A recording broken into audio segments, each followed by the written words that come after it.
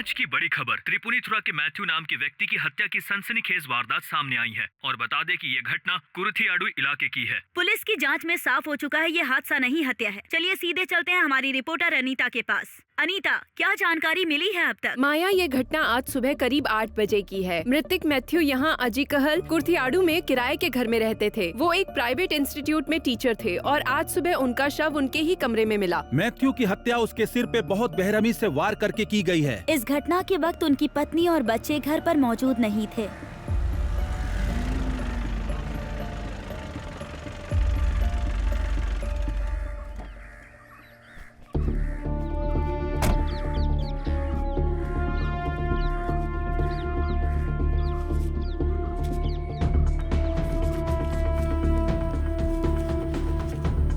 Good morning. कुछ मिला क्या?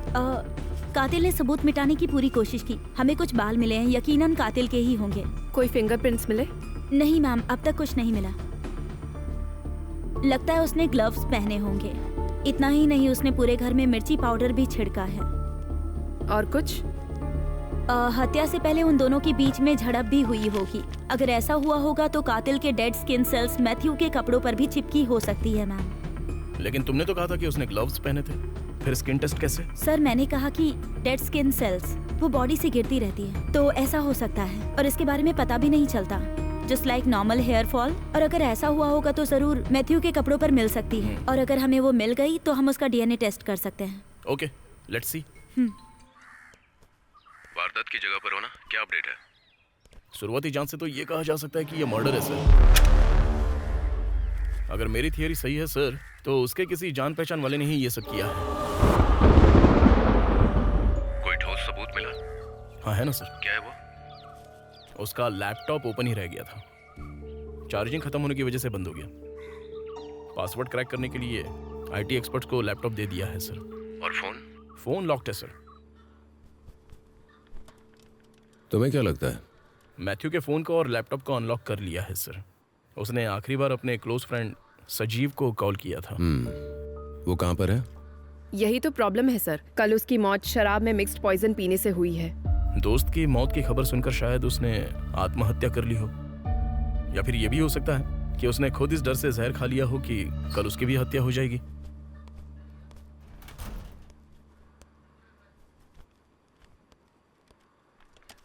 और ये मैथ्यू के हत्यारे का कुछ पता चला? मैथ्यू का हत्यारा उसका कोई नजदीकी ही है सर। या तो सजीव हो सकता है या उसी की तरह कोई करीबी। सजीव ने इस डर से आत्महत्या कर ली होगी कि वो मैथ्यू की हत्या में पकड़ा ना जाए। हम लोग सजीव के हत्यारा होने की संभावना छोड़ देते हैं। उसका कारण डॉक्टर की रिपोर्ट के अनुसार मैथ्यू कल 10 और 11 बजे के बीच में मरा है। जब हमने उसके मोबाइल के टावर लोकेशन से उसे ट्रेस किया तो सजीव उस वक्त अपने घर पर ही था। और सिर्फ यही नहीं, हत्यारा पकड़ा नहीं जाएगा ये सोचकर वो बड़ी ही सफाई से निश्चिंत होकर वहां से निकलता है। इसलिए अगर हत्यारा सजीव है तो वो इस कारण से तो आत्महत्या नहीं करता। हो सकता है कि वो फोन घर पे रख कर गया हो। हाँ सर, ये बात मुमकिन तो थी, लेकिन उस टाइम मैथ्यू का हत्यारा मैथ्यू के फोन से सजीव से चैट कर रहा था और उसने मैथ्यू को मारने के बाद उसका फोटो भी भेजा। संजीव के घर के बाहर 2 पुलिस कांस्टेबल लगा दो। Yes sir. और कहीं इन दोनों का दुश्मन कोई एक ही इंसान तो नहीं है, इसका पता लगाओ। Okay okay sir. रुको।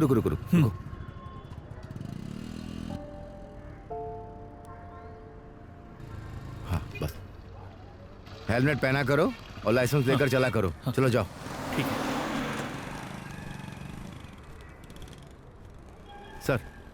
क्या बात है मधु, तुम बच्चे को डरा रहे हो? उसके पास लाइसेंस नहीं था, इसीलिए लिफ्ट ले ली। जो तुम्हारी मदद करता है उसे कभी डराना नहीं चाहिए। क्या करूं, पुलिस ऑफिसर हूं। अच्छा सर, आप मुझसे मिलना क्यों चाहते थे? मैथ्यू केस के बारे में तुम्हें पता है? मैं उसका इंचार्ज हूँ। मुझे पता है सर। तुम्हें क्या लगता है? सच कहूं तो ऐसे केस का मुझे अनुभव नहीं है सर। मैंने तो सिर्फ पासपोर्ट वेरिफिकेशन की ड्यूटी की है बस सर। सर, चूंकि मेरे पिताजी की मृत्यु ड्यूटी पर हुई थी, इसीलिए मुझे ये नौकरी मिली। मुझे इस केस के बारे में पेपर और लोगों से ही पता चला सर। अगर इस केस के बारे में बात करें तो जो मरा उसे छोड़कर इस केस में कोई तीसरा है जो अब तक छिपा हुआ है। जो सोचते हैं वो कई बार हमें मिल ही जाता है। वैसे तुम ऐसा कैसे सोच सकते हो? एकदम सही इंफॉर्मेशन तो मेरे पास नहीं है सर। जहाँ तक मैं जानता हूँ जो दोनों मरे हैं वो एक दूसरे का काफी क्लोज थे। उन दोनों के बीच में कोई ऐसा इशू भी नहीं था। बिना कारण के कोई किसी की हत्या नहीं करता है ना सर। हाँ बिल्कुल सही। कोई ऐसा कारण हो सकता है जो इस केस के पीछे हो और हम नहीं जानते। ऐसा हो सकता है सर। अच्छा मधु, वैसे तुम एक काम करो, इसकी हिस्ट्री निकालो। उसका गांव, परिवार, स्कूल जहां उसने पढ़ाई की, कॉलेज और उसके दोस्त, जितना हो सके उसका सारा डेटा कलेक्ट करो। Okay sir. मेरी टीम में तुम्हें लेने के लिए मैंने ट्रांसफर की परमिशन ले ली है। Thank you sir. हमारे रिकॉर्ड्स के अनुसार दोनों पर आज तक किसी भी तरह का कोई केस नहीं है। उनका पास्ट ही हमें हेल्प कर सकता है इस केस को सुलझाने में। और हाँ, मैथ्यू की वाइफ का भी पता लगाओ, वो गायब है, लेकिन ये किसी को पता नहीं चलना चाहिए। इसे करने के लिए अनऑफिशियल रूट की जरूरत पड़े तो वो भी तुम कर सकते हो, पर ध्यान रखना किसी से दुश्मनी नहीं होनी चाहिए। Okay sir.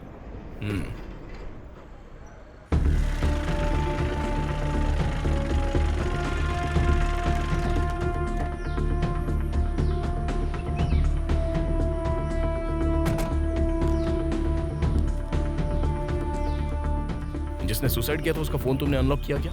फोन लॉक नहीं था सर। जरूरत होगी तो स्टेशन से ले लेंगे। ठीक है, उसके कॉल डिटेल्स निकालो। Okay okay sir.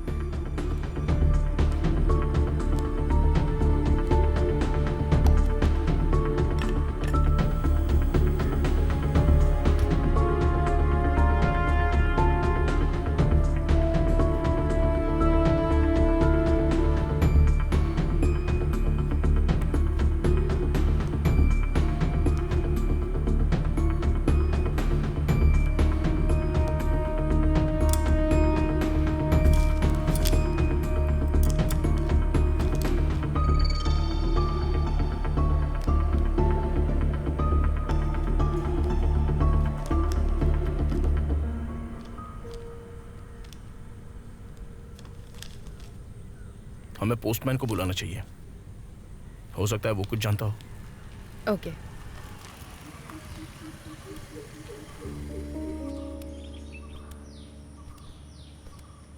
सर ये है पोस्टमैन, और जो मर गया है ये उसका दोस्त भी है।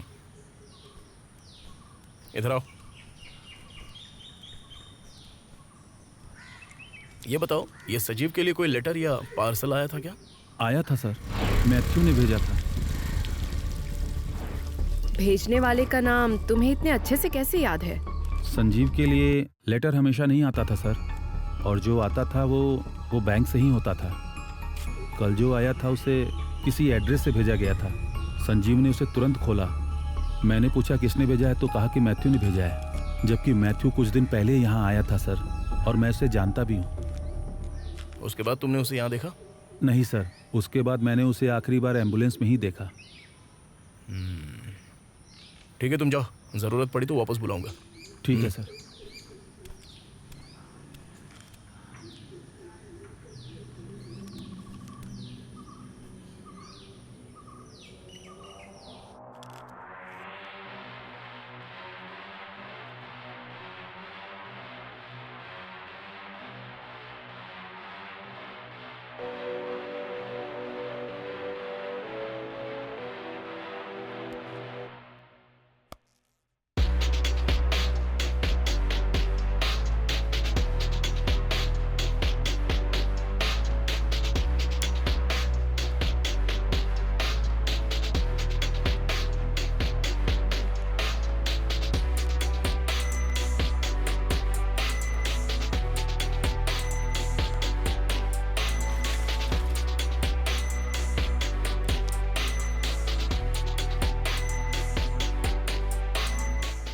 उस लाइब्रेरियन को कल मुझसे आकर मिलने के लिए बोलो। मैं और अर्पिता सजीव के घर पर ही होंगे, तो उसे वहीं पर आने के लिए कहना। सर मैंने उसे कल बुलाया था, लेकिन उसने मुझे फोन पर कहा कि वो मीटिंग के लिए कोझीकोडे गया हुआ है। मैंने उसे जल्दी आने को कहा है।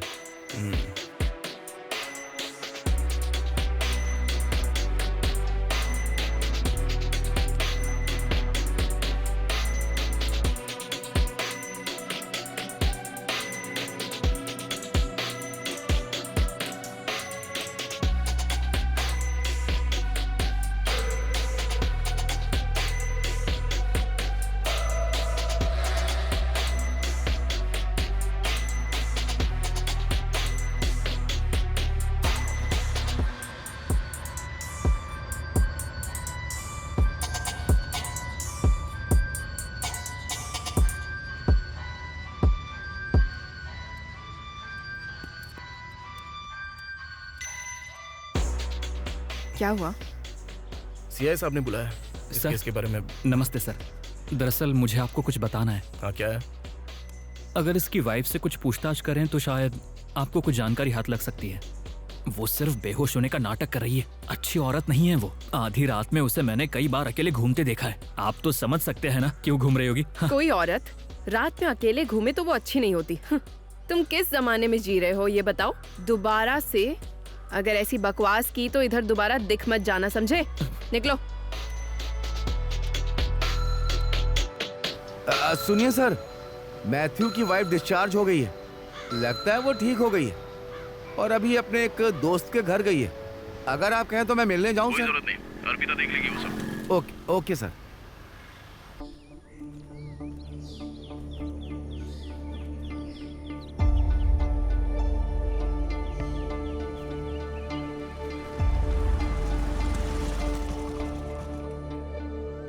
नमस्ते सर, कौन हो तुम? मुझे बुलाया गया था। लाइब्रेरियन हो तुम? हाँ। आओ बात करते हैं। नाम क्या है तुम्हारा? राजेंद्र। ये सजीव को कैसे जानते हो?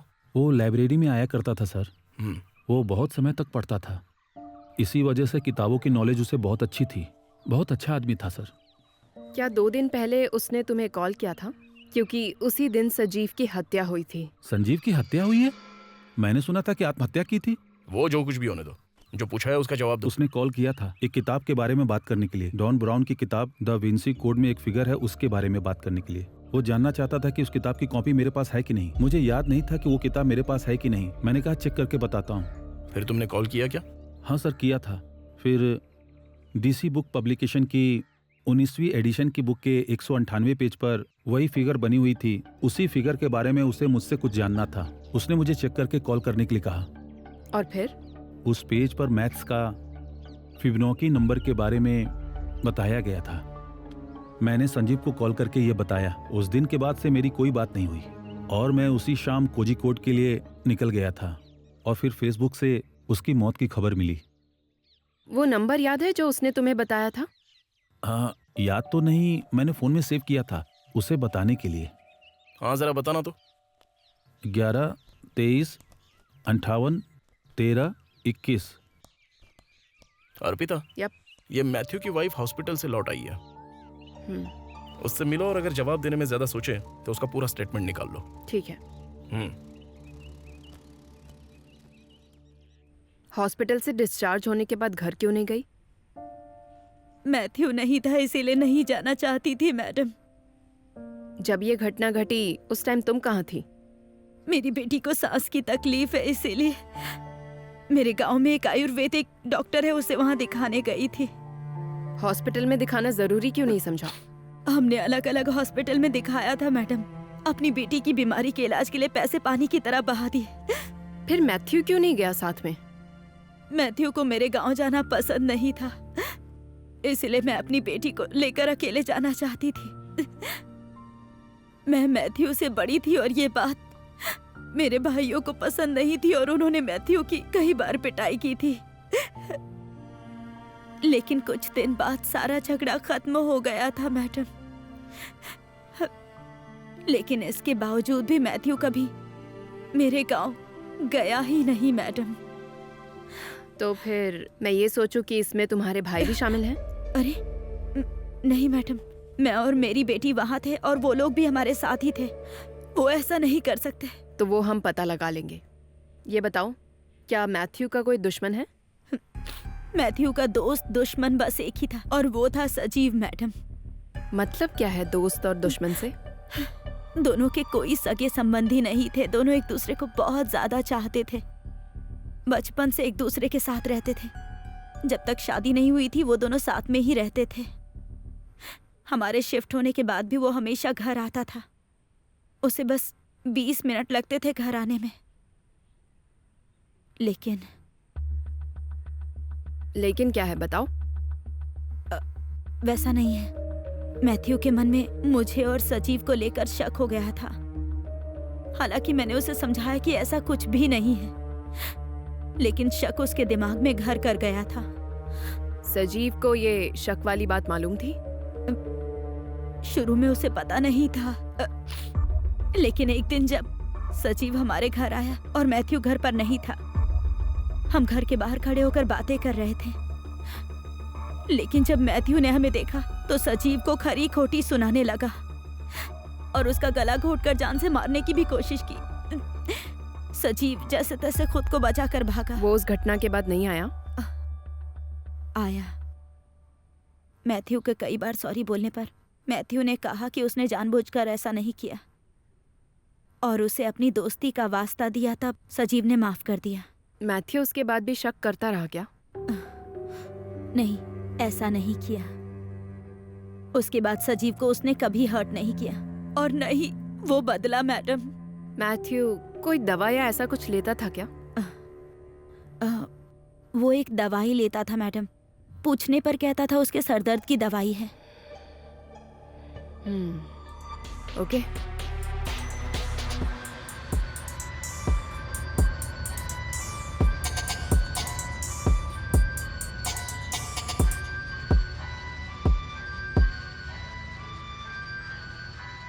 आपके पास दा विंची कोड है? उस तरफ।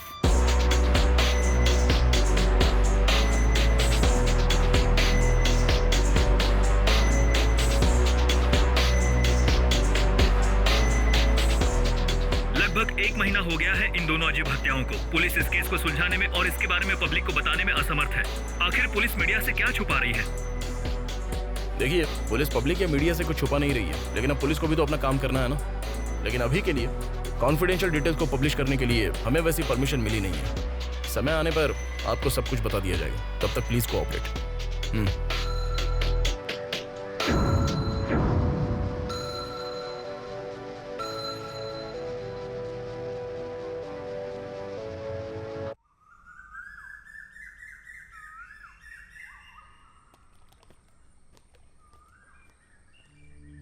नहीं सर, इस बारे में हम पता लगाते हैं।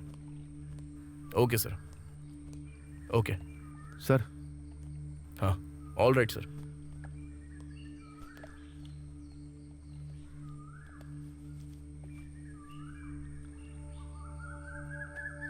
क्या हुआ सर, कोई प्रॉब्लम? नहीं, वैसा कुछ नहीं। ये सब केस के बारे में ही है। मैं किसी एग्जैक्ट पॉइंट पर पहुंच नहीं पा रहा हूँ। तुम गए थे, वो काम हो गया? हाँ, मैंने पता किया सर। दोनों ही त्रिपुनिथुरा में पले बड़े हैं सर। बचपन से दोनों एक दूसरे के साथ बहुत क्लोज थे और दोनों ही बचपन में बहुत ही नटखट थे। और सजीव के परिवार वालों ने आत्महत्या कर ली थी क्योंकि कर्ज चुका नहीं पाए थे। सब जहर खाकर मर गए, लेकिन ये वहां से भाग निकला। उस घर में वो लोग पूरी पढ़ाई करने के बाद नौकरी के लिए उस घर में शिफ्ट हुए थे। मैथ्यू की माँ अभी जिंदा है सर। माँ को मिलने जाने के अलावा उन दोनों का उनके गांव से कोई भी कनेक्शन नहीं है।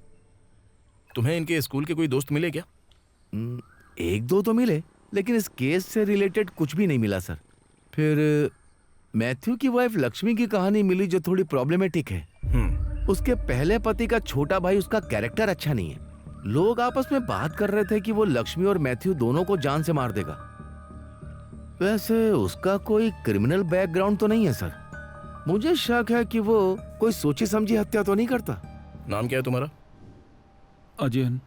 क्या काम करते हो? टाइल्स और प्लम्बिंग का काम करता हूँ। आपने बताया नहीं मुझे क्यों बुलाया है? तुझे बहुत जल्दी है क्या काम निपटाने की? हाँ सर, काम है। ठीक है, कुछ देर बाद जाना। मेरा काम नहीं है सर, दिहाड़ी का काम है। देर से गया तो हाफ डे लगेगा। तू तेरा हाफ डे? ये बताओ, मैथ्यू से तुम्हारी दुश्मनी क्यों थी? केवल मैथ्यू ही नहीं सर, मेरी दुश्मनी उसकी बीवी लक्ष्मी से भी है। उसने मेरा घर उजाड़ दिया। लक्ष्मी जिससे प्यार करती है उसके साथ रहने के लिए जब डिसाइड करती है तो ये बात तो गलत तो है नहीं ना? वो भी तब जब उसका हस्बैंड मर गया हो। ये तब तक गलत नहीं होता सर जब तक अपने साथ नहीं होता। अपनी बकवास बंद कर अजयन, कान खोल कर सुन ले, अंदर कर दूंगा। दुखी हूं इसलिए कहा सर, जब मेरा भाई जिंदा था तो उसके साथ रिलेशन में थी सर। उसके बारे में मालूम चला तो वो दुख से मर गया। मेरा भाई सीधा साधा था, वो लक्ष्मी और बेटी को बहुत प्यार करता था। उसके मरने के 16वें दिन ही वो उसके साथ चली गई सर। ये बेइज्जती ऐसे भूल नहीं सकते हैं सर। वो चाहे कहीं भी चली जाए, लेकिन वो हमारे भाई की खूनी है। हमें उसकी जरूरत है, हम उसका ख्याल रखेंगे। हमने उससे ये कई बार कहा, लेकिन वो बच्ची को हमें नहीं देती है सर। ये माँ का अधिकार होता है कि वो बच्चे को अपने साथ में रखे, तुम्हें पता है ना? तो ऐसा कैसे बोल सकते हो? मुझे पता है सर, लेकिन हमारी बच्ची ऐसी औरत के साथ आगे नहीं बढ़ सकती। मैंने सोचा दोनों को जान से मार के उस बच्ची को ले आऊं। मैं अपने माँ बाप को और दुखी नहीं देख सकता। तो तुम हमें ये बता रहे हो कि तुम्हें इस हत्या के बारे में कुछ भी नहीं मालूम है? नहीं सर, ये सच है कि मैं उसकी हत्या करना चाहता था, और अगर मैंने की होती तो खुद को पुलिस के हवाले कर देता। मुझे उसका कोई डर नहीं। तो क्या अभी तुम लक्ष्मी को मारने वाले हो? हमें बच्ची चाहिए सर। एक दूंगा, ठीक से बात कर। ठीक है, अभी तुम जाओ, जरूरत पड़ी तो मैं तुम्हें बुलाऊंगा। और फालतू की बातें सोचना बंद कर दो, समझे? सर, उसे जिसके साथ रहना है रहने दो, लेकिन हमारी बच्ची को हमें वापस दिलवा दीजिए सर। मैं बहुत पढ़ा लिखा नहीं हूं सर। क्या आप बता सकते हैं कि इसके लिए मुझे क्या करना चाहिए? हाँ ठीक है, हम कोशिश करेंगे। अब जाओ तुम। ठीक है सर।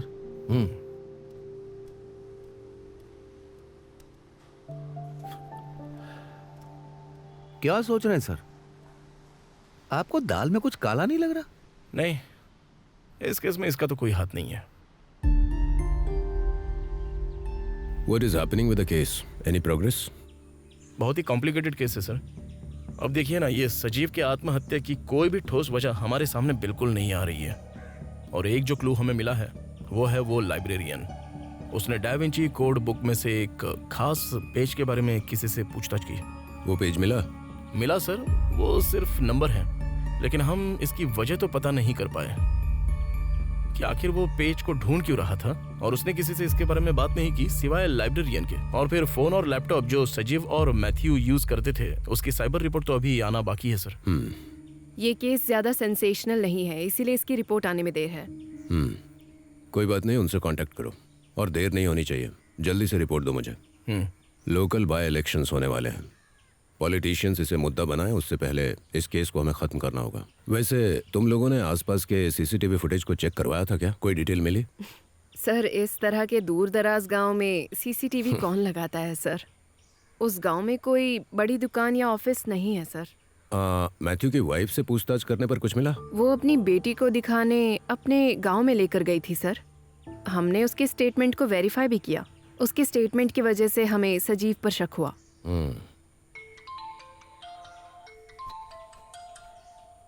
सर, साइबर सेल का कॉल है। हेलो सर, हमें इस केस में जबरदस्त जानकारी मिली है। ये ऑफिशियल नहीं है, बाहर मिले क्या? तुम कहाँ हो अभी? कैफे में हूँ सर। ठीक है, मैं आता हूँ वहाँ पे। जब मैंने मैथ्यू के लैपटॉप को खंगाला, मैंने एक बात नोटिस की। मैंने सोचा कि कोई भी रिपोर्ट बनाने से पहले एक बार आपसे जरूर बात कर लूं। तो तुम्हें इस लेटर की सॉफ्ट कॉपी मिली है, राइट? सिर्फ यही नहीं, जब मैंने लैपटॉप को खोला तो मैंने देखा कि 2 पीडीएफ फाइल को डिलीट किया गया है। मैंने उसे रिकवर कर लिया है। उसमें से एक लेटर है, लेकिन दूसरा वाला पासवर्ड प्रोटेक्ट है। अगर जरूरत पड़ी तो हम लोग उसे क्रैक कर सकते हैं। 1123581321 जरा चेक करो, यही पासवर्ड तो नहीं है वो? हाँ, क्यों नहीं, चेक करते हैं। एक बार फिर से बोलना। 1123 1123 581321 581321 सही पासवर्ड है। क्या है कंटेंट? आज तुम्हारी मौत है।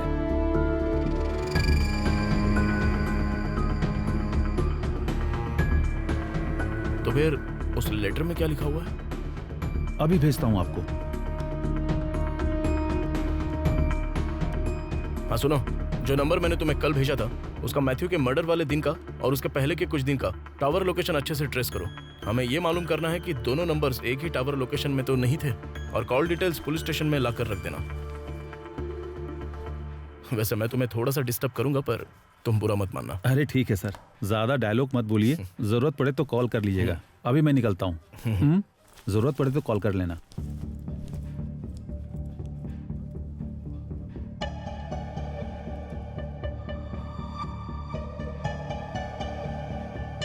अच्छा, जो मरा उसके तुमने सीसीटीवी विजुअल्स चेक किए क्या? मुझे नहीं लगता हमें कुछ मिलेगा सर। क्यों मधु? सर, मैं उस एक्सीडेंट की कुछ क्लिपिंग्स लेकर गया था उनके पास। उन्होंने कहा कि कैमरे में कुछ प्रॉब्लम है। हाँ, उन्होंने ठीक तो कर लिया होगा ना। तो जाओ और उसके बारे में पता करो। Yes sir. आसपास की दुकानों में भी देखो, ओके सर। हो सकता है हमें कोई हिंट मिल जाए। Okay sir.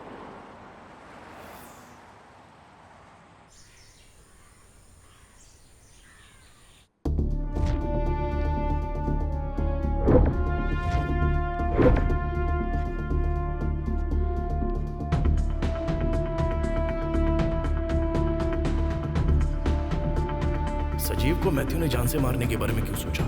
रिस्पेरिडोन टैबलेट जो स्किज़ोफ्रेनिक के लिए होता है वो खाकर चांसेस ये भी हो सकते हैं कि मैथ्यू शायद बीमार हो कभी कभी अनयूजुअल सिचुएशन में, या फिर शायद ऐसा भी हुआ हो कि सजीव और लक्ष्मी को एक साथ देखा गया हो। तुम गई नहीं अभी तक? बस जाने ही वाली थी, तभी सजीव आ गए। सोचा बात करके निकलती हूँ। और तुम कब आए? अरे मैं पास में गया था तो मैंने लक्ष्मी को देखा तो बस। अब आप लोग बात कीजिए, हम निकलते हैं। चलो बेटी। मैथ्यू को विश्वास था कि लक्ष्मी और सजीव का नाजायज रिश्ता है। उसने जरूर महसूस किया होगा कि उसका शक सही है, और ये तब जब वो घर पर नहीं था। उन दोनों को उसने एक साथ देखा होगा, और यही कारण होगा कि मैथ्यू ने सजीव को चांद से मारने के लिए सोचा होगा।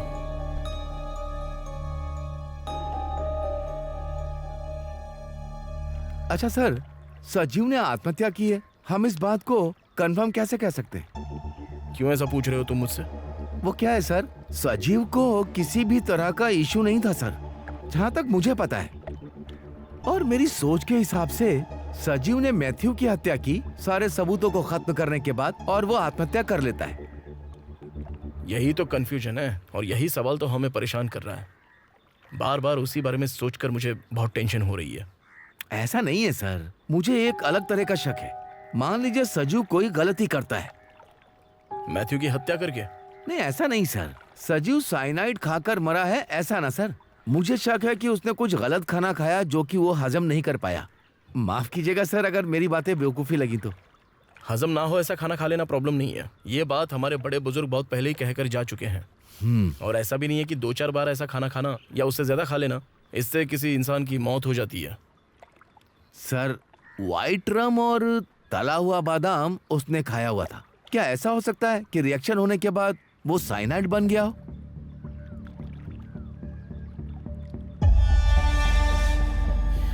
जब तुमने ये कहा तो मुझे कुछ याद आया। इस केस में हमसे कुछ तो जरूरी बात छूट रही है। सर। सर, सजीव ने आत्महत्या नहीं की है, ये एक मर्डर है। उसे मैथ्यू ने मारा है। ये कैसे पॉसिबल है? हमें तो ये शक है कि संजीव ने मैथ्यू की हत्या की है। मैथ्यू 4 सितंबर को रात 10 बजे के बाद मरता है, और संजीव की भी मौत उसी रात 12 बजे होती है। और इसके साथ ही पोस्टमार्टम रिपोर्ट भी यही कहती है।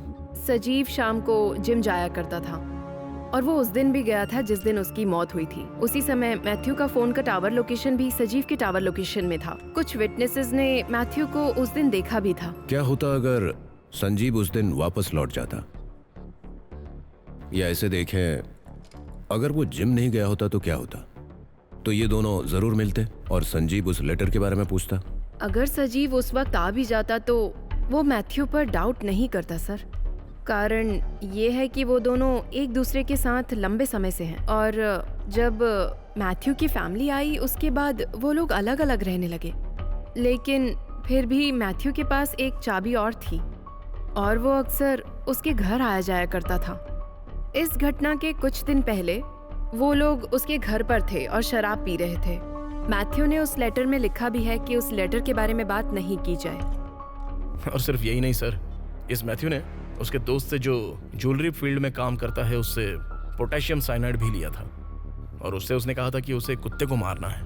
कॉल हिस्ट्री के आधार पर जब हमने उसे खंगाला तो ये बात हमारे सामने आ गई। तो मैथ्यू ने संजीव के ड्रिंक में पॉइजन मिलाया? यस सर, ये उस दिन किया गया होगा जब वो साथ में शराब पी रहे थे, या उस दिन जिस दिन मैथ्यू और सजीव की हत्या हुई। मैथ्यू ने शराब में पॉइजन मिलाया होगा। पर बिना किसी ठोस कारण के वो ऐसा क्यों करेगा? दोनों के बीच में दुश्मनी होगी, राइट? और अगर ऐसा तो हम कह सकते हैं कि संजीव ने मैथ्यू को मारा है ना?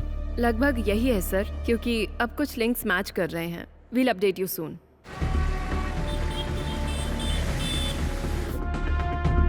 पोटेशियम साइनाइड जो मैथ्यू लेकर आया वो सजीव की शराब में मिलाया कैसे होगा?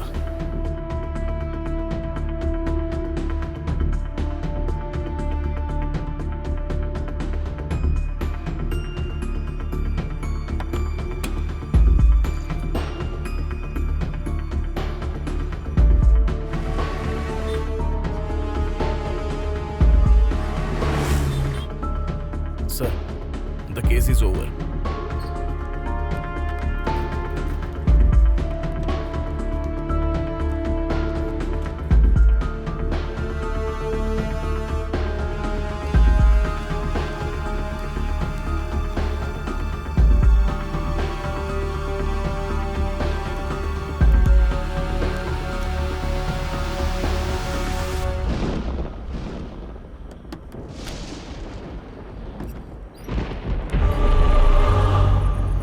तुम इस टाइम आखिर बात क्या है? ग्लव्स वगैरह पहनकर तुम मुझे लूटने आए हो क्या?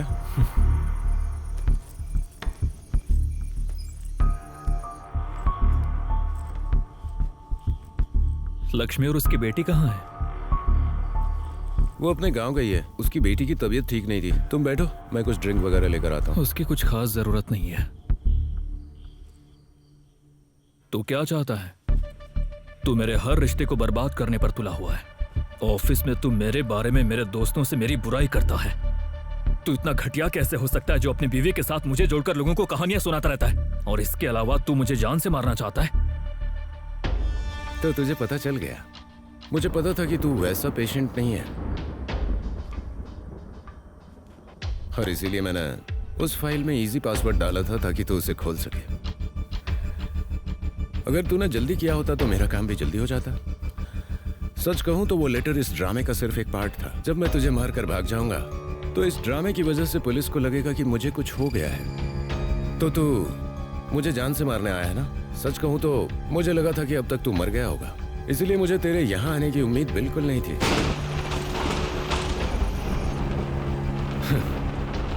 खैर, अब तू आ गया है तो मुझे मार और निकल। लेकिन तू भी मरेगा बेटा।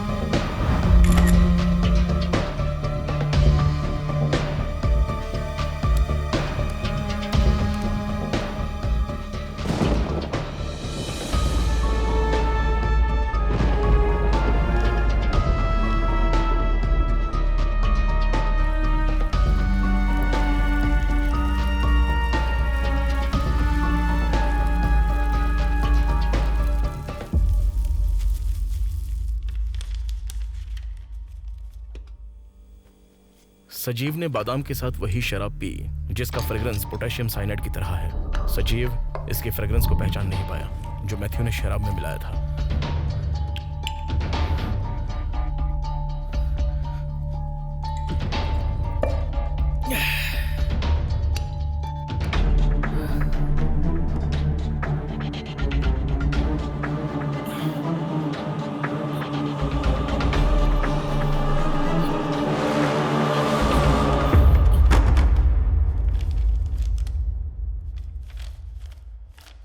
तो मैथ्यू को संजीव ने जान से क्यों मारा? स्किज़ोफ्रेनिक कारण था सर। मैथ्यू को लगता था सजीव उसकी हर किसी से बुराई करता था और सजीव का उसकी पत्नी के साथ नाजायज संबंध था। मैथ्यू को इस बात पर शक था और ये बात उसने उसके दोस्तों को भी बताई थी। ये सब एक भ्रम था। दोनों की हत्या एक दिन पहले उन लोगों के ऑफिस में काफी नोकझोंक में हुई थी। ऑफिस में भी उनके बीच बहुत मनमुटाव चल रहा था। जब उसने मारने का प्लान बनाया था तो लेटर की क्या जरूरत थी? मैथ्यू एक साइको था, ये तो बात हमने बहुत पहले आपको बताई। और जब सजीव इस लेटर को पढ़ेगा तो सजीव परेशान हो जाएगा और फिर शायद मैथ्यू ने सोचा होगा कि पढ़ने के बाद सजीव शराब पिएगा। मैथ्यू ने नहीं सोचा था कि सजीव उसके पास आएगा, इसलिए दोनों की एक दूसरे से लड़ाई नहीं हुई। तो इसीलिए संजीव ने मैथ्यू को जान से मारा, यही कारण रहा होगा। इस कारण से वो मानसिक तनाव से गुजर रहा था सर, और जब उसे मालूम हुआ कि मैथ्यू उसे मारने वाला है तो उसकी मानसिक अवस्था काफी बिगड़ती गई और इसी तरह वो मैथ्यू का हत्यारा बन गया सर। तुम्हें कैसे लगा कि संजीव ने मैथ्यू को मारा? सजीव मैथ्यू के घर अपना फोन लिए बगैर गया था क्योंकि उसे पता था कि पुलिस मोबाइल टावर से लोकेशन ट्रेस कर लेगी। उसने अपने लैपटॉप पर व्हाट्सएप की वेबसाइट से उससे चैट की और यहीं पर वो गलती कर बैठा। अगर वो ऐसा ना करता तो शायद हम किलर को कभी भी नहीं ढूंढ पाते, ये बहुत ही इम्पॉसिबल हो जाता। साइबर सेल वालों ने डिटेल्ड इंक्वायरी की, फिर ये मालूम हुआ कि सजीव ने व्हाट्सएप वेब के जरिए मैथ्यू का ही वाईफाई कनेक्शन कनेक्ट करके मैसेज भेजा। क्योंकि वो वहां पर पहले भी वाईफाई कनेक्ट करता था, इसलिए उस रात वाईफाई ऑटो कनेक्ट हो गया और उसे मारने के दौरान ही कनेक्ट हुआ, पर उसने नोटिस नहीं किया। एक छोटी सी गलती सिर्फ और सिर्फ एक इंटेलिजेंट क्रिमिनल से हुई। मैथ्यू के शर्ट से मिले डीएनए सैंपल सजीव के हैं सर, फॉरेंसिक रिपोर्ट से पता चला है। तो शायद हत्या के बाद संजीव ने फ्रिज से निकालकर शराब पी होगी जिसमें जहर मिला हुआ था, है ना? जी हाँ sir. Okay, that makes sense. Anyways, nice job guys. Thank you sir. Thank you sir.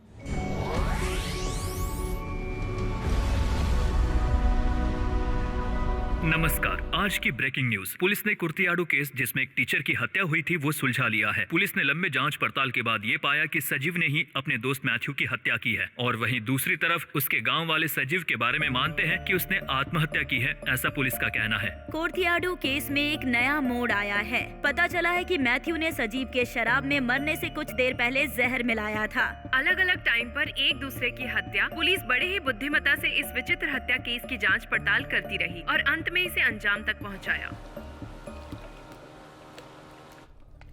Anyways, अब हम ट्रबल से बाहर हैं। Good job.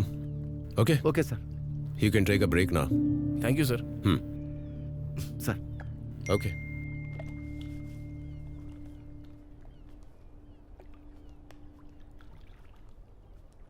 दो जबरदस्त जटिल हत्याएं हुई, पर पुलिस ने इसे अपनी इंटेलिजेंसी से सॉल्व कर दिया। काश पुलिस ऐसे ही और भी केस सुलझा पाए। माफ कीजिएगा, मेरा प्रूफ करने का मतलब ये नहीं था। मैं चाहती थी केस एक बेहतर तरीके से साबित हो। मुझे पता है मेरी बातें आपको बोर कर रही होंगी और शायद कंफ्यूज भी कर रही होंगी। हमारी जिंदगी भी तो बोरिंग है, मैंने सही कहा ना सर? अब सीधे मुद्दे पर आते हैं। मैं आपको उस केस की नाकामी के बारे में बताना चाहती हूँ जिसे आपने बड़ी कामयाबी से सुलझा दिया ऐसा समझा। किसी कारण से नहीं, बस यूं ही एक मासूम आत्मा को मोक्ष मिले, बस इसलिए।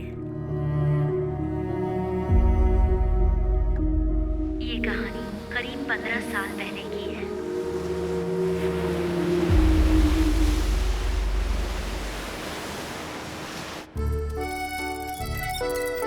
तीन दोस्तों की कहानी जो कि 10वीं क्लास में पढ़ते थे। पढ़ाई से लेकर खेल तक हर चीज में साथ रहते थे।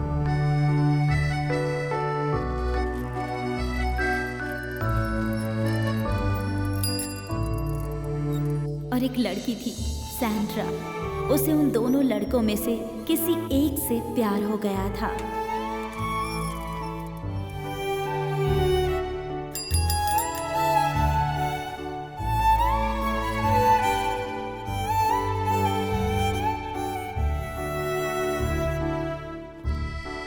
वो लड़के रोज कुछ न कुछ उस लड़की को देते ही रहते थे।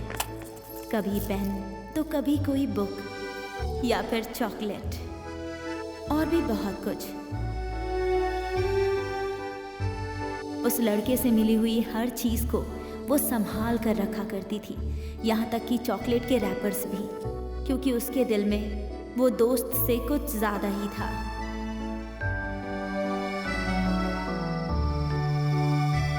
एक दिन उसने हिम्मत करके एक लव लेटर लिखा।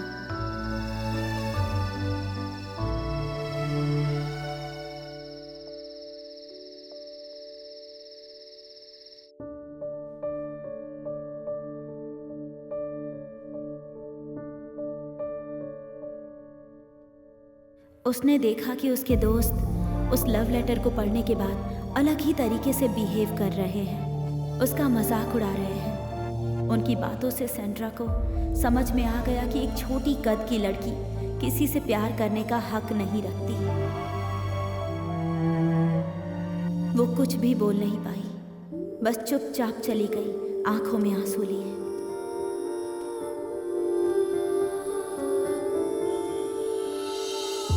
उस रात डिनर के बाद जब सैंड्रा सोई तो फिर कभी नहीं उठी। 15 साल की उम्र में कार्डियक अरेस्ट, किसी ने कभी सुना भी है क्या? जिससे वो प्यार करती थी, जिस पर सबसे ज्यादा भरोसा करती थी, उसी की बातों से उसे ऐसा तीर लगा जो शायद वो छोटी बच्ची सह नहीं पाई। अब बताइए, एक ऐसी मौत जो ना तो सुइसाइड थी ना मर्डर, उसका इल्जाम किस पर लगेगा? कोई एविडेंस नहीं था सैंड्रा के साथ हुए उस मेंटल टॉर्चर का। सैंड्रा के जाने के बाद उसका पूरा परिवार वहाँ से हमेशा के लिए चला गया। वो दोनों लड़के बड़े हुए, कॉलेज गए, डिग्री ली, पीएचडी भी की और सालों बाद भी उनकी दोस्ती वैसी की वैसी ही रही जैसे कि पहले थी। यहाँ तक कि दोनों को एक ही ऑफिस में जॉब भी मिल गई। पता है उन दोनों लड़कों का नाम क्या था? उनका नाम था सजीव और मैथ्यू, जिनकी मौत की आप इन्वेस्टिगेशन कर रहे थे। मैंने उन्हीं की ऑफिस में रिसेप्शनिस्ट की जॉब ली। मैं हूँ मरीना, सैंड्रा की बहन।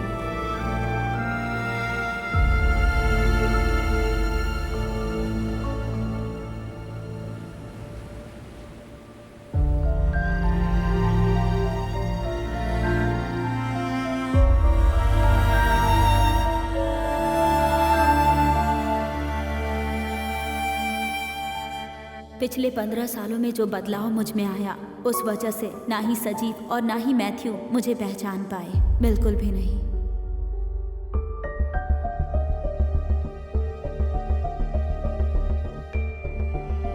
मैं उनके लिए सिर्फ एक न्यू रिसेप्शनिस्ट थी, लेकिन मैं यंग और खूबसूरत हूँ, इसीलिए बहुत जल्दी उनकी दोस्त बन गई।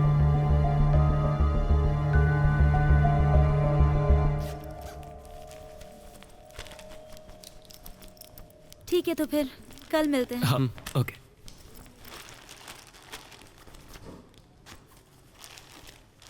तू इतना टेंशन में क्यों लग रहा है? मैं बताऊंगा। घर पे बोतल है क्या?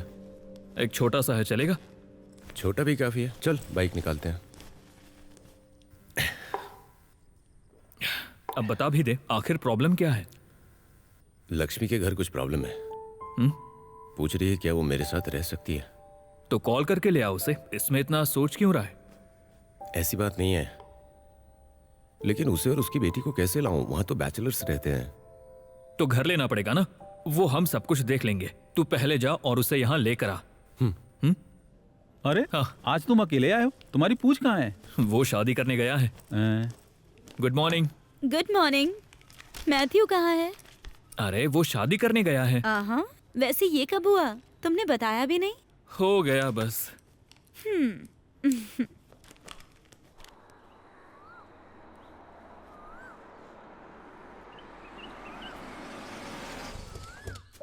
उसके बाद मैंने उनके बीच धीरे धीरे एक जाल बुनना शुरू किया।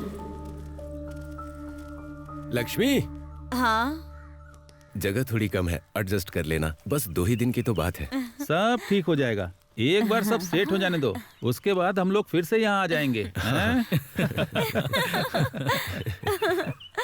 लक्ष्मी, जरा 1 मिनट आना। अरे बैठना, अंदर आ, बैठ। अरे मैं यही बैठ जाता हूँ ना। भाई थोड़ा साइड में हो जा। लक्ष्मी, तुम जानती हो मैथ्यू और मैं बचपन से दोस्त हैं। उसका पास्ट बहुत ही रफ था। मैं जानता हूँ कि तुम्हें बहुत कुछ बातें पता है, बट फिर भी बताता हूँ। वो कुछ अपनी बचपन की बातों को आज तक अपने दिमाग से भूल नहीं पाया है और उसके लिए उसे साइकेट्रिक मेडिसिन्स लेनी पड़ती है।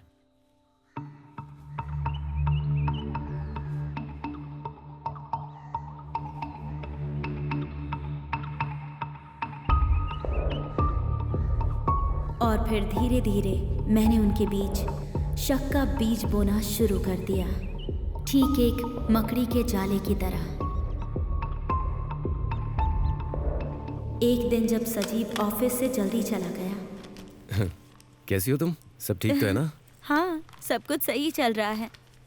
सजीव आज जल्दी चला वो गया। तो बॉडी बिल्डर है ना, जिम में कोई फंक्शन था इसीलिए चला गया। वैसे हाँ।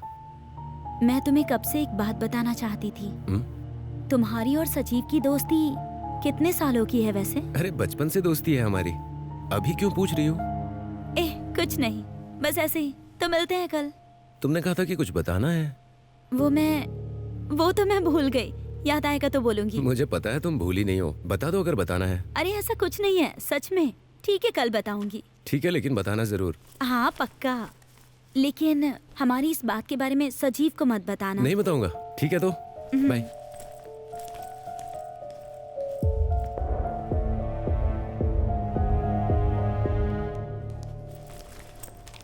मैथ्यू आज छुट्टी पे है। हाँ, अभी उसका कॉल आया था। ओह, तो क्या खिचड़ी पक रही है तुम दोनों की? अच्छा, खिचड़ी तो तुम्हारी पक रही है। वैसे लक्ष्मी कैसी है? मैथ्यू की बीवी कैसी है ये मुझे कैसे पता होगा? इससे अच्छा उससे पूछ लो ना। मुझे तो कुछ और ही सुनने को मिला है। सीरियसली कह रही हो? जो सब जानते हैं वो मुझे भी पता है। बताऊंगी तो मुझे इसमें घसीटना मत। मैं ऐसे एक्टिंग करूंगा जैसे मुझे कुछ पता ही ना हो। तुम मुझे बता सकती हो। मैथ्यू ने कहा कि उसे शक है कि तुम्हारे और उसकी बीवी के बीच में चक्कर है। और कुछ नहीं बता सकती। I am sorry.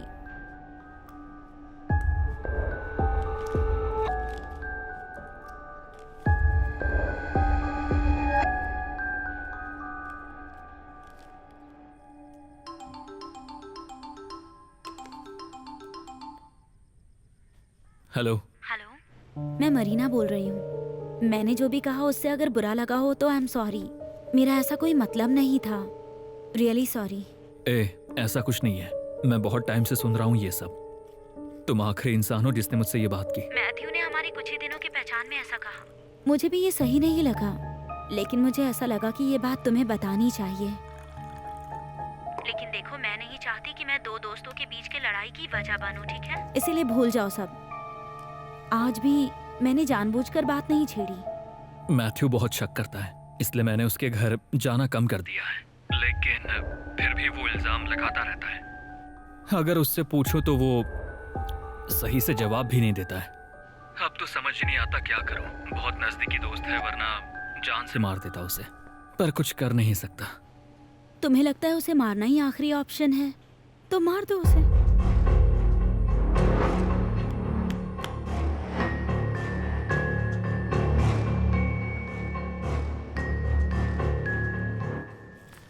Good morning. इतनी देर हो गई है, सजीव कहाँ है? निकला तो टाइम पे था, पर ट्रैफिक में फंस गया था। संजीव तो जिम गया है ना। तुम्हें तो कुछ बताना था ना। अरे पर अभी तो देख रही हूँ तुम्हें। तो अब देख लिया ना, बता दो मैटर क्या है। मैं बताऊंगी, पर वादा करो कि तुम सजीव से इस बारे में कुछ भी नहीं पूछोगे, तभी बताऊंगी। नहीं पूछूंगा। सस्पेंस क्यों बना रही हो इतना? वैसे तुम सैंड्रा को जानते हो ना? सैंड्रा तो बहुत सी है। तुम किस सैंड्रा की बात कर रही हो? वही सैंड्रा जिसे सिर्फ तुम और सजीव जानते हो। वही तुम्हारी बचपन की दोस्त सैंड्रा। सजीव ने कहा कि वो तुम्हारी वजह से ही मरी थी मैथ्यू। यही बताने में मुझे अजीब लग रहा था। मैं तुम दोनों दोस्तों के बीच लड़ाई की वजह नहीं बनना चाहती हूँ, इसीलिए।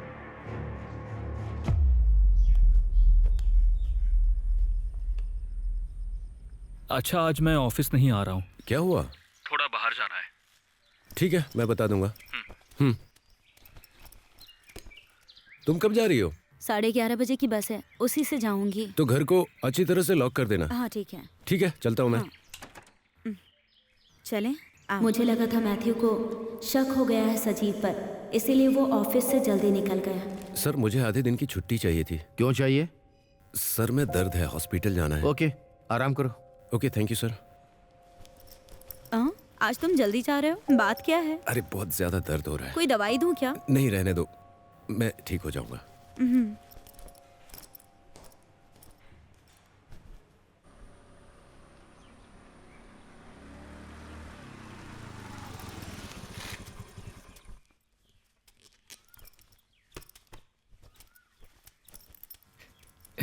तुम लोग गए नहीं? बस जाने ही वाली थी, तभी सजीव आ गए। सोचा बात करके निकलती हूँ। और तुम कब आए? अरे मैं पास में गया था तो मैंने लक्ष्मी को देखा, तो बस अब आप लोग बात कीजिए, हम निकलते हैं। चलो बेटी, आओ। आती हूँ। हाँ,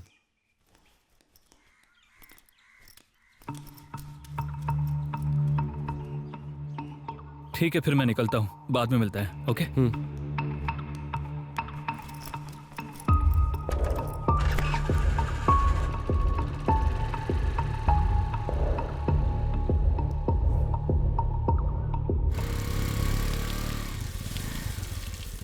तुम्हारे लिए लेटर है। किसका है ये? मैथ्यू का है। मैथ्यू कहीं गया है क्या? उसने लेटर क्यों भेजा है? वो और उसका पागलपन।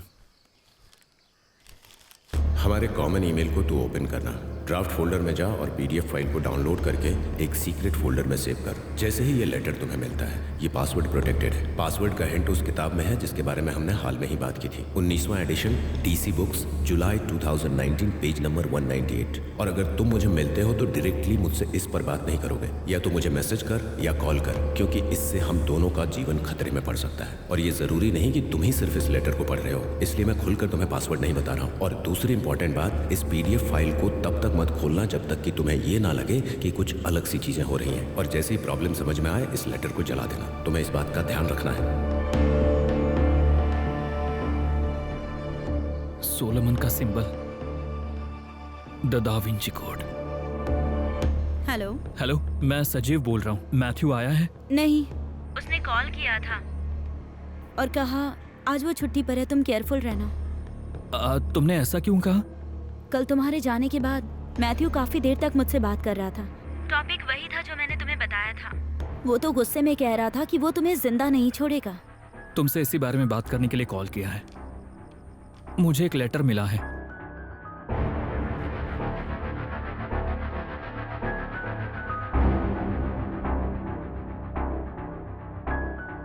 मैं तुम्हें एक फ्री एडवाइस देती हूँ। Attack is the best defence. इससे पहले कि वो तुम्हें मारे, बेहतर है कि तुम ही उसे मार डालो। दोस्त से ज्यादा अपनी जिंदगी इम्पोर्टेंट होती है। मैं पूरी जिंदगी जेल में चला जाऊं, यही चाहती हो तुम? तुम्हारे पास कोई दूसरा उपाय नहीं है क्या? तुम उसे ऐसे मारो कि पुलिस को कुछ मालूम ही ना चले। कैसे?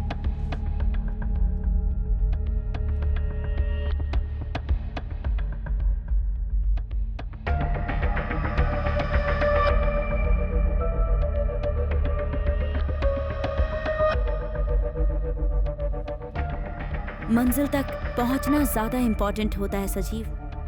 Go ahead.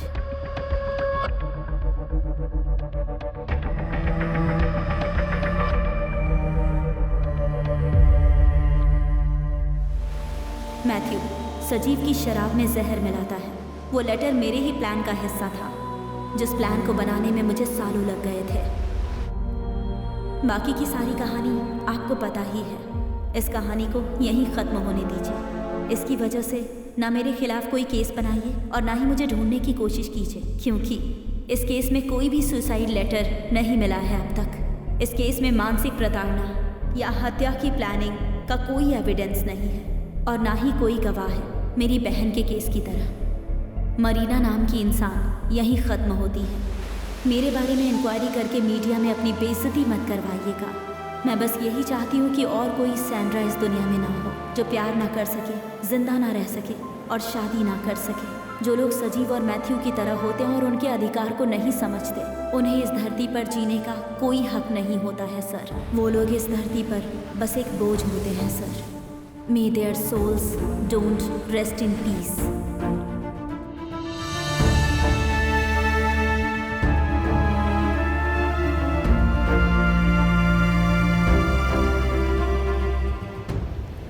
ये क्या सर, इस केस को एविडेंस के आधार पर रीओपन करेंगे? अब रीओपन करने का कोई मतलब नहीं। ऐसा नहीं है सर, हमें बेवकूफ बनाने वाले को ऐसे छोड़ देना ठीक नहीं होगा सर, है ना सर? सिर्फ एक मैसेज के आधार पर केस कैसे रीओपन करे? मीडिया वालों के सामने हमारी बेइज्जती होने के अलावा कुछ नहीं हो सकता।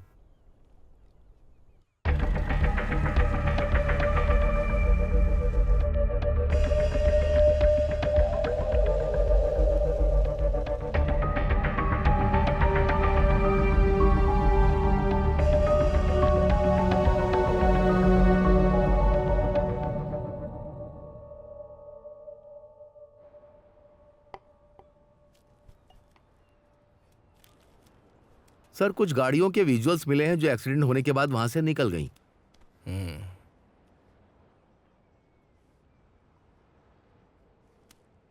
मैंने इस बारे में बात करने के लिए तुम्हें यहाँ नहीं बुलाया है।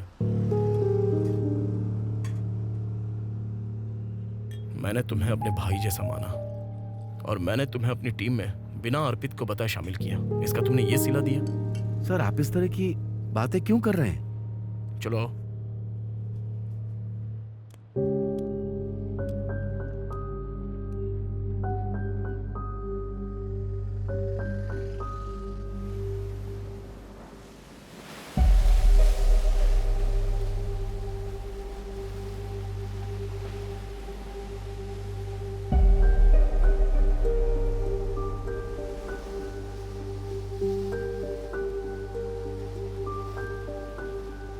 सर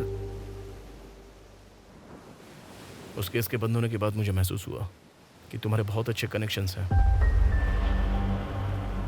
उस केस में तुम्हारी इन्वॉल्वमेंट में समझ गया। जैसे मैंने मरीना के मोबाइल की हिस्ट्री चेक की तो मैं समझा कि तुम बहुत ही बड़े इंसान हो। एक तुम ही तो हो जिस पर मैंने इस केस के दौरान भरोसा किया। विश्वास नहीं होता कि इन सब के पीछे तुम हो।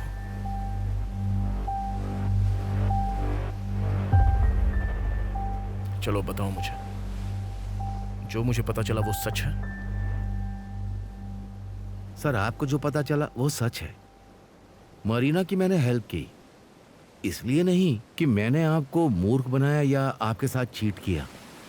मुझे नहीं पता था सब कुछ खत्म होने के बाद वो मुझे वॉइस मैसेज भेजेगी। अगर मुझे पता होता तो मैं ऐसा करने से रोकता। सर मैं आपको बताना चाहता था और मैंने कई बार कोशिश भी की, लेकिन हिम्मत नहीं जुटा पाया। एक लड़की के लिए तुमने हमारे डिपार्टमेंट के साथ धोखा किया और ये बात तुम्हें पता नहीं? आप मेरे घर आए सर। इस सवाल का क्या ताल्लुक है इस केस से? मरीना की कहानी में आप सेंड्रा को नहीं भूले होंगे। मेरे घर में भी सेंड्रा की तरह कोई है, मेरी वाइफ। सैंड्रा की तरह तुम्हारी वाइफ है सिर्फ इसलिए, या मरीना की मदद का तो कोई कारण नहीं है? हम लोग हमेशा कहते हैं कि छोटा होना मतलब बड़ा कद।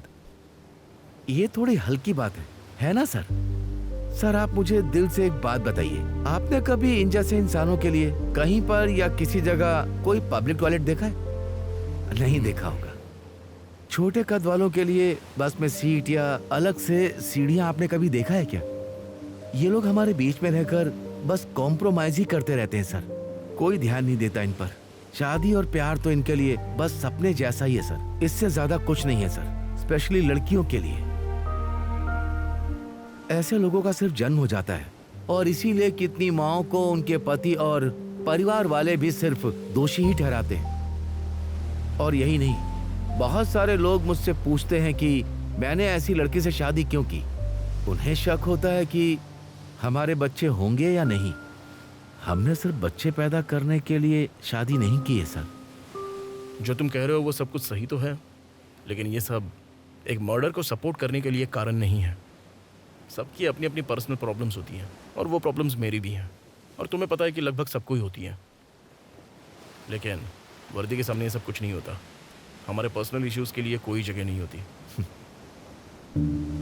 मैं जानता हूं सर, लेकिन सैंड्रा जैसे किसी के साथ रहकर मैं इस समस्या को समझ चुका हूं सर। मुझे इन सब के लिए इतना भी नहीं करना चाहिए। एक बार इस एक्सीडेंट केस के बारे में जब सीसीटीवी के विजुअल्स लेने के लिए मरीना ऑफिस में गया और मुझे महसूस हुआ, उससे मुझे कुछ शक हुआ, तो फिर मैंने मरीना से सीक्रेटली पूछताछ की। तब मुझे पता चला कि सजीव और मैथ्यू की मौत के पीछे ये सैंड्रा की ही कहानी है। पूरी कहानी सुनने के बाद मुझे अंदर से महसूस हुआ कि मरीना की सहायता करूं। इसके लिए मुझे कोई अफसोस नहीं है सर। कानून के सामने इमोशंस की कोई जगह ही नहीं होती मधु। तुमने बहुत बड़ी गलती की। जाने या अनजाने में तुम इसका हिस्सा बन चुके हो। मेरे सर्विस में ये अब तक की सबसे बड़ी गलती है जो मैं झेलूंगा। चलो ठीक है, समय मुझे एक मौका तो देगा कि मैं उसे अंदर कर सकूं, और मैं उसके इंतजार में हूं। मुझे 100% लगता है कि तुम्हें इस बार मैं चाहकर भी बचा नहीं सकता।